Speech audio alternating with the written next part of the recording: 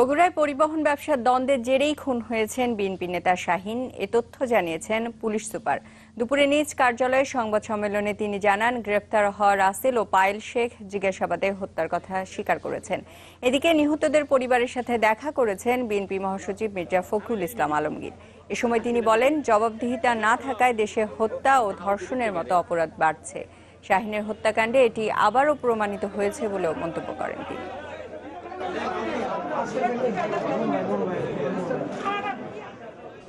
Killing মিশনে যারা অংশগ্রহণ করেছিল তাদের এই অংশগ্রহণকারীদের মাঝে 2 জনকে আমরা গ্রেফতার করতে সক্ষম হয়েছি এবং কিলিং মিশনে ব্যবহৃত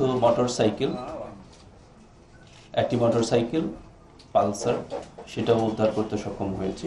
বাংলাদেশে এখন কোনো আইনের শাসন নেই, বাংলাদেশে এখন জীবনের কোনো মূল্য নেই। আজকে আপনারা দেখছেন প্রতিদিন খবরের কাগজ খুললেই দেখবেন হত্যা, ধর্ষণ, পুড়িয়ে মারা সবকিছু চলছে অবলীলায়, কারণ কোথাও কোনো জবাবদিহিতা নাই।